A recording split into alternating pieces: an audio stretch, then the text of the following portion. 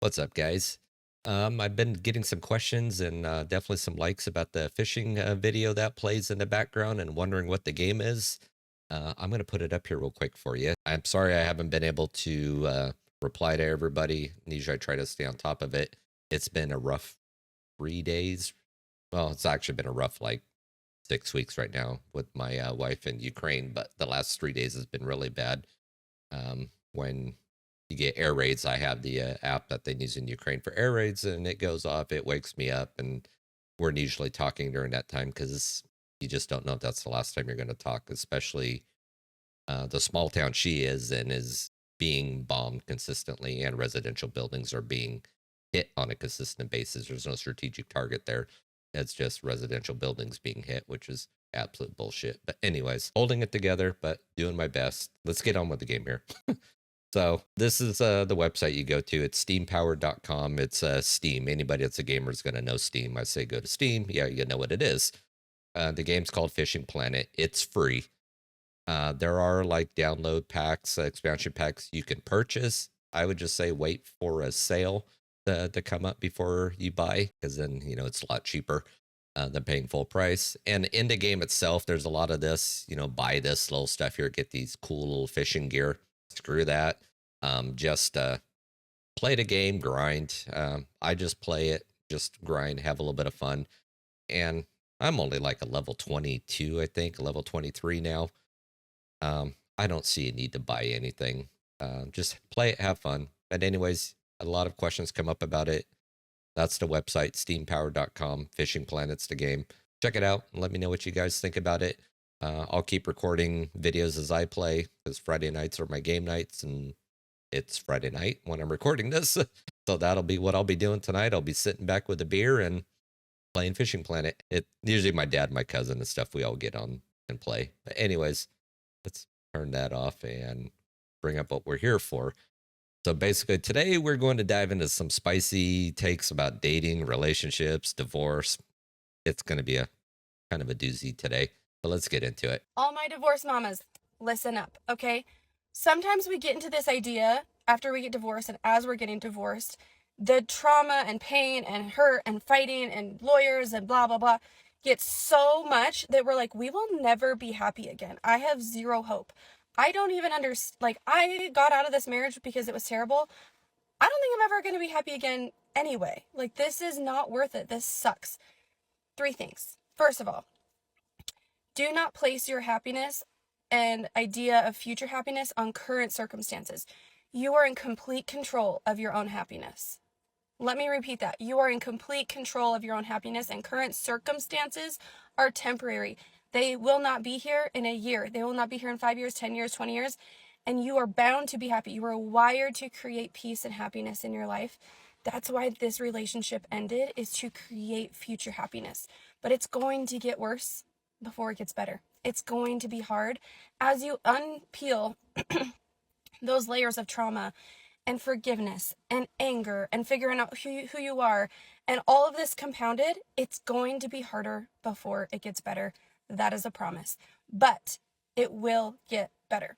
Number 2, I once had a mentor that told me that happiness is at the intersection of gratitude and growth. Okay, so I know right now you're like, the last thing I can be is grateful. I'm not gonna sit down and make a gratitude journal. Do it. Let me just say, just try it. Just write down the things that you are so grateful for.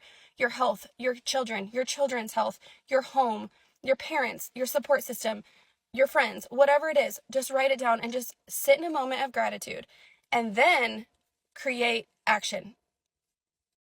Growth and continual progress, I promise you, is essential to healing and feeling like you can move on.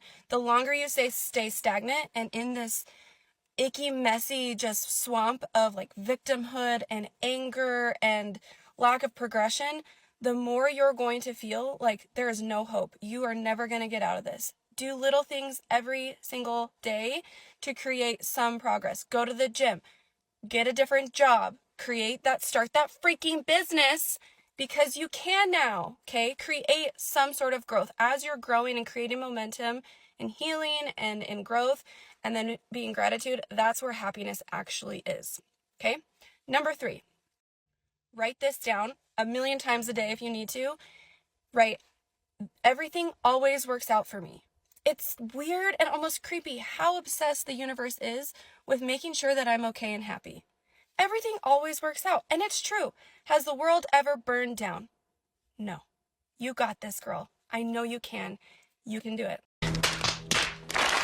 Has the world ever burned down? It's fucking burning right now. So we got a divorcee preaching about happiness while indirectly blaming the world for her failed relationships. I mean, the idea that trauma and lawyers made your life miserable, ignoring the choices that got you there. And yes, happiness is self-generated, but how about accountability? I mean, women file 70% of divorces, and why? Standard response is because I wasn't happy. I mean, what kind of shit is that? But guess what? Men lose custody 80% of the time, pay alimony, and face life-altering financial ruin. You want men to write everything works out for me? Instead of preaching self-help, how about reflecting on why marriage has become a bad deal for men? Let's talk about things I knew I had to give up before filing for divorce. Besides the obvious family unit and things like that, healthcare was number one. Losing access to healthcare obviously wasn't the easiest thing. Luckily for me, I'm not on any sort of medication or anything I really have to keep up with. So I don't have any current health problems, but health insurance is definitely something that I was worried about losing. Also know that's a really big reason why a lot of women stay is because they're on some sort of medication due to postpartum or other things, and losing health insurance is a big loss. I wanted to say more after this, but let me touch on this. But with healthcare, what she says is absolute bullshit. If you're in the middle of a divorce and say the husband is carrying health insurance for the entire family, you still have health insurance until the divorce is finalized. And then when it's finalized, you can go to your HR department because you got a change in life event and you could sign up for healthcare through your work. Worst case is if you're working for McDonald's or whatever, you got coverage whatever state you're in, because thank you Obamacare, everybody can afford healthcare, Affordable Healthcare Act. My brain's a little tired right now. So don't give me this shit that there's no fucking healthcare out there. Anyways, let's continue. Then we have financial security. Going from a 2-income to 1-income household is not easy, and that was probably one of the scariest things for me. I knew it was going to be a little bit scary trying to figure it out all on my own. Being a photographer, there's potential to make a lot of money, but there's no stability. I also gave up a lot of personal things like getting Botox. I only got Botox in my forehead because I have really strong eyebrows. I didn't need any Botox or filler anywhere around my lips or eyes because I don't think I've smiled or laughed genuinely in the last. I also gave up retail therapy, which is my favorite form of therapy. I also stopped doing coffee runs and getting my nails done because that was no longer a priority for me. One thing I am still holding on to is my gym membership because that has truly been a lifesaver for me and I will not give that up. With all that said, I know that this is all temporary and it's all just part of my story. I went into this knowing that the first year will probably be the hardest, but the goal is financial independence. Cut her loose, dude. She's a handful. So it's the financial independence spiel. I mean, trading Botox and coffee runs for health insurance, and sounds empowering, right? The truth, women often ignore how divorce shatters the family structure, and the 2-income household goes to 1, and now life isn't a Hallmark movie. But let's not forget, women get bulk of child support and alimony, so she ain't stressing. She's gonna take her husband for everything he's got. You can tell by the house she's in. It's a fat-ass house. And you're worried about losing your gym membership while men lose their kids, their home, and half their assets. And women initiate divorce thinking independence means freedom, but end up financially insecure because they never planned for long-term. And guys, this is why you need to think twice before signing that marriage contract in the West. It's a one-way ticket to hell and financial devastation. My kids are on their way back from their first weekend ever away at their dad's house. I really missed them and I wanted them to know that I was thinking about them this weekend, so I got them a little toy. For my daughter, I just got her this LOL doll. She's obsessed with these for some reason, but none of her other dolls have hair, so I think she'll like this one. For my son, I got him a Battleship board game. He always tries to battle me through Game Pigeon on his iPad, so I figured it'll be a little bit more fun to do this together in person. I also went and got some cookies because I thought it would be nice to unwind, have some cookies, and watch movies. I'm just excited to get them back.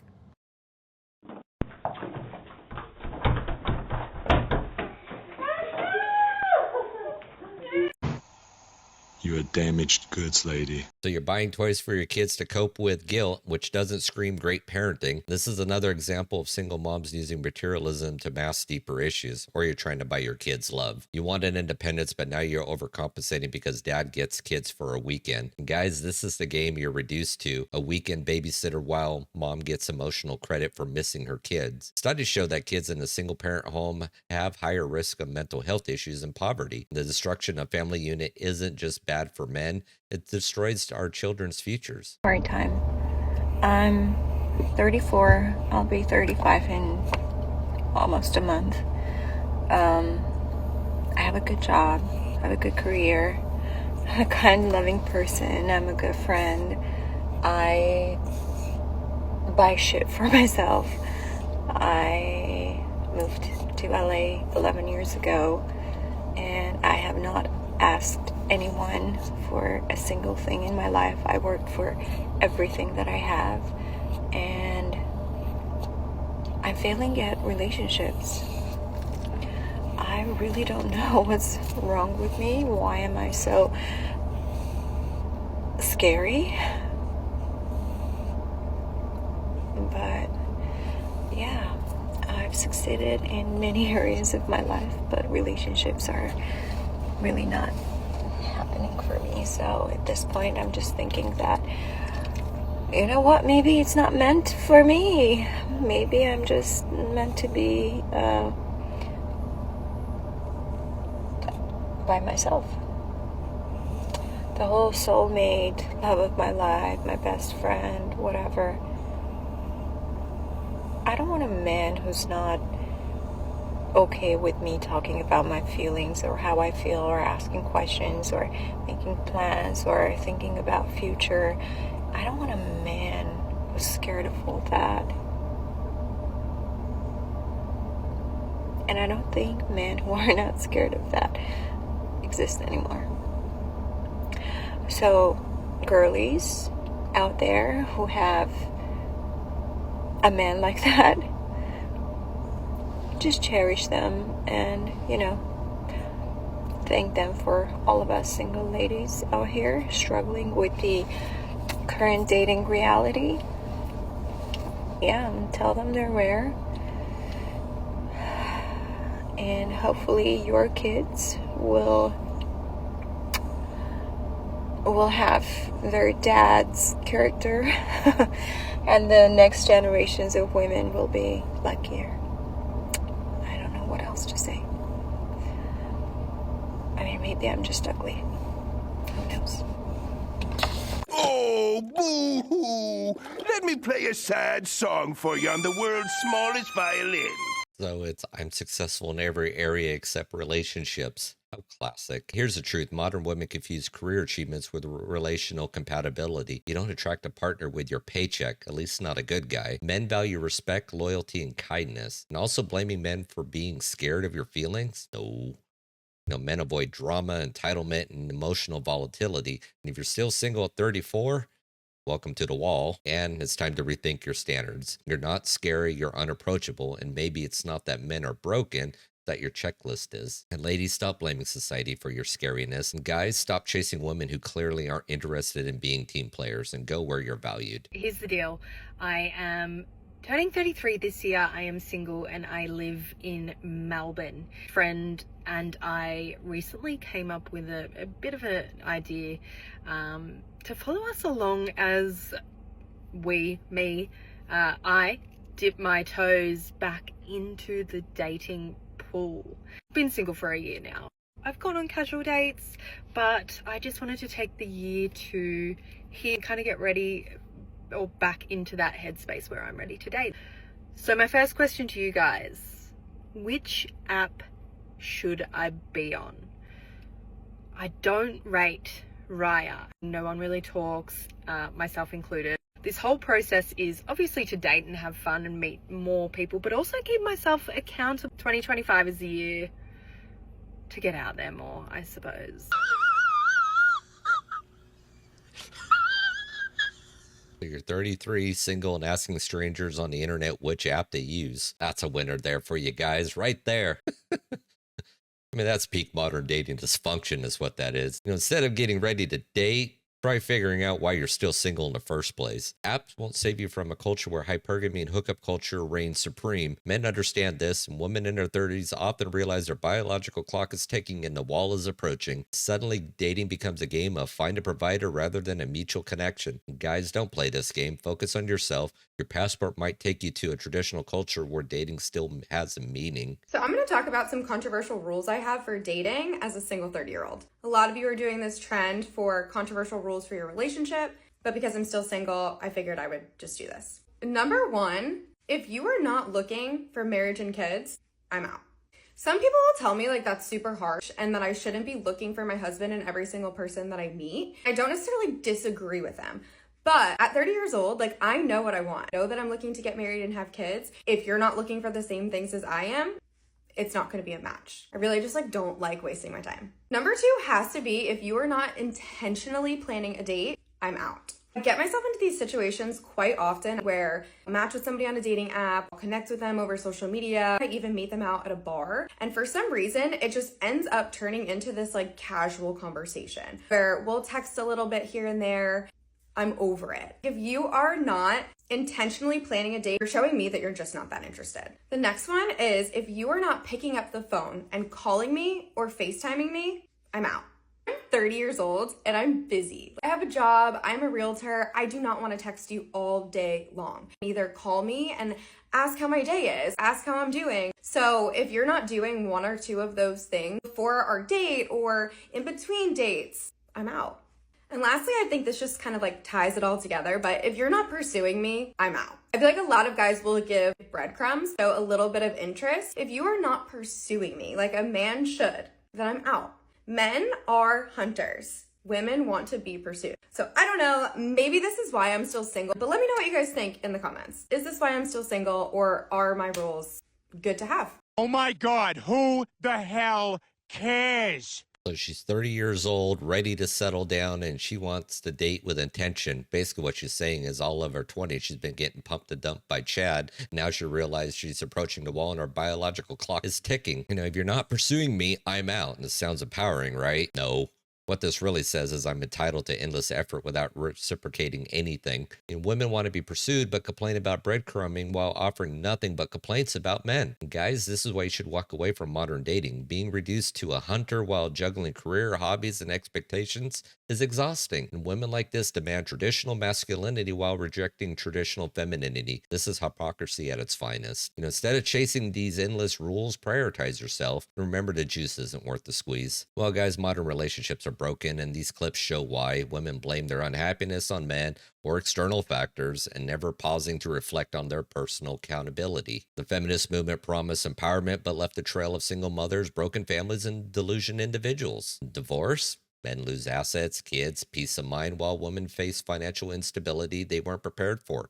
Dating apps are unrealistic. Standards have turned into a transactional nightmare. But guys, the solution's clear. Focus on yourself, build your life, travel and explore traditional cultures where family values still matter. Avoid the traps of modern Western dating where the odds are stacked against you, and seek partners who appreciate effort, loyalty, and mutual respect, because you're not finding it here. And walk away from entitlement and double standards. The system's rigged, but you don't have to play the game. Anyways, guys, that's the end of the video here today. If you like what you've seen, hit that like button, share, subscribe, and all that fun stuff. Drop me a comment down below what you think, and I'll catch you on the next one. Peace.